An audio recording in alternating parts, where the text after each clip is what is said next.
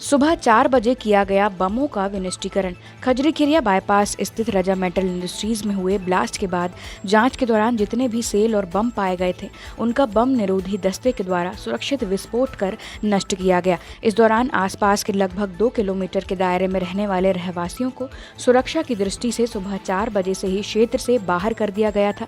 बम निरोधी दस्ता मौके पर मौजूद रहा। नहीं, यहाँ पर कल रात में उन्होंने इन्फॉर्म किया था पुलिस वालों ने कि सुरक्षा की दृष्टि से आप सब लोग सुबह 4 बजे से लेकर के और सुबह जब तक हम अपने यहाँ का कुछ क्लीनिंग वगैरह नहीं कर लेते हैं तब तक यहाँ पर कोई भी ना रुके, ऐसा उन्होंने अनुरोध किया था। थाना धारताल में जो रजा मेटल इंडस्ट्रीज के विस्फोट वाले मामले में जो प्रकरण दर्ज हुआ था उसमें विभिन्न टीमों द्वारा जो वहाँ पर डिफ्यूज्ड बम और विस्फोटक जो बरामद किए गए थे उसको बहुत ही सुरक्षित ढंग से BTTS टीम की एक्सपर्ट टीम के द्वारा आज उसकी नष्टीकरण की कार्रवाई की गई है और पूरी कार्रवाई सुरक्षित और सतर्कता बरते हुए की गई है। इसमें सभी को वहाँ पर जो भी आसपास से पूर्व में सूचना दी गई थी, सारे फिक्स पिकेट लगाए गए थे और इसमें पूरा पुलिस की जो पेट्रोलिंग टीमें थी वो इसमें ध्यान रखी हुई थी और एकदम सुरक्षित और सतर्कता बरतते हुए पूरी कार्रवाई संपादित की गई। जबलपुर में जेल के अंदर हो रहे वीडियो कॉल पर कैदी कर रहे हैं बात।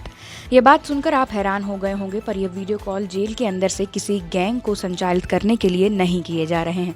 दरअसल जबलपुर मेडिकल कॉलेज के सहयोग से 30 अप्रैल को नेताजी सुभाष चंद्र बोस केंद्रीय कारागार जबलपुर में रह रहे बंदियों के हित के लिए टेलीमेडिसिन की सुविधा का शुभारंभ किया गया, जिसके माध्यम से हर दिन चिकित्सक वीडियो कॉल के जरिए उनका उपचार करेंगे।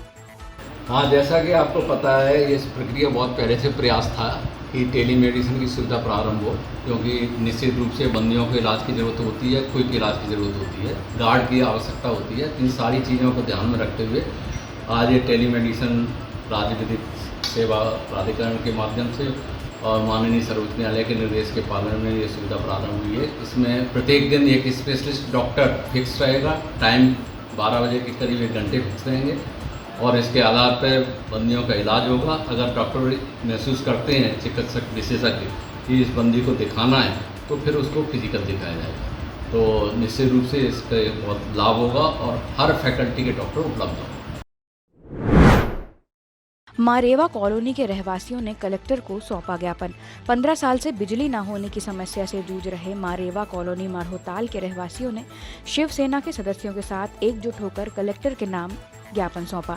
रहवासियों ने कई बार शिकायत की है, लेकिन कोई सुनवाई नहीं हो रही।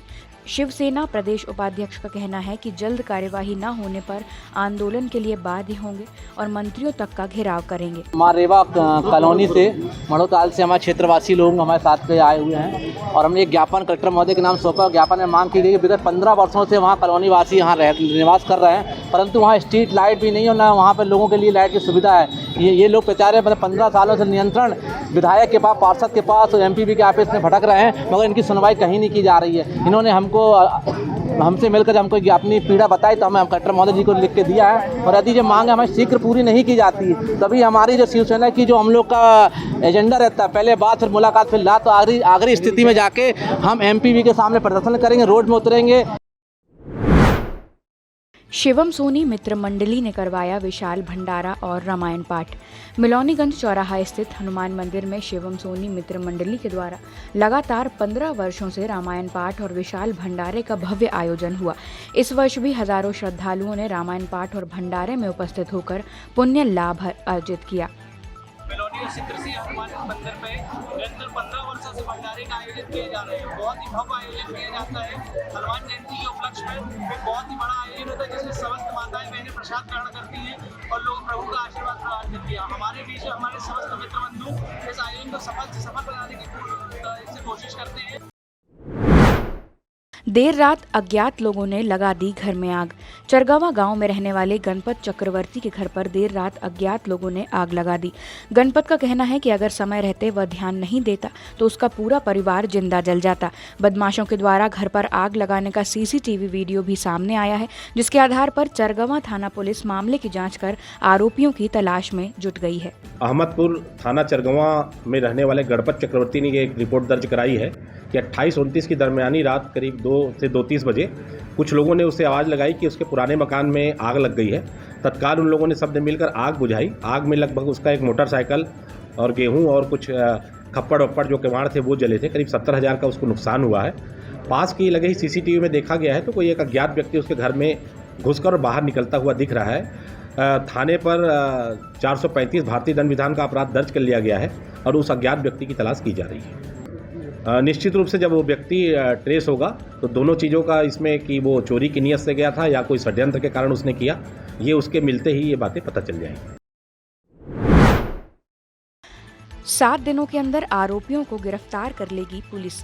मिलेनियम कॉलोनी में हुए डबल मर्डर केस के सिलसिले में एएसपी सूर्यकांत शर्मा का कहना है कि पुलिस लगातार आरोपियों को पकड़ने के प्रयास में है। जैसे ही कोई लोकेशन मिलती है टीम वहां पहुंच जाती है। पुलिस टीम के बहुत करीब होने और आरोपियों को 7 दिनों के अंदर गिरफ्तार करने की बात कही। सिविल लाइन वाले उस प्रकरण में लगातार पुलिस टीम गिरफ्तारी के प्रयास कर रही है और ऐसे कई लोकेशन है जहां जैसे ही उनका पता चलता है तो हमारी टीम उसके पीछे जाती है। जल्द ही हम उसको पकड़ लेंगे। हमको ऐसा अंदेशा है कि जहां भी वो जा रहा है हमारी टीमें बिल्कुल उसके पीछे लगी हुई है और हमें लग रहा है कि 7 दिनों के भीतर हम उसको गिरफ्तार कर लेंगे। अभी तक कहाँ सर्चिंग हो चुकी है? कितने राज्यों में टीमें जाती हैं? उसकी जैसी लोकेशन मिलती है, कभी वो पुणे, कभी वो गोरखपुर रहा, कभी वो दिल्ली रहा, तो जहाँ उसकी लोकेशन मिलती थी और वो बहुत शातिर है, मोबाइल बंद भी कर लेता है, तो जिस भी ढंग से हो तकनीकी आधार पे और मुखबिरी तंत्र को सक्रिय करके हम लगातार उसके पीछे हैं और जल्द ही उसको गिरफ्तार कर लेंगे। नेपाल भागने की इन्वेस्टिगेशन की उसमें कई चीज़ें आपको नहीं बताई जा सकती, लेकिन हमारी पुलिस टीम उसके बहुत करीब है और जल्द ही हम उसको पकड़ लेंगे।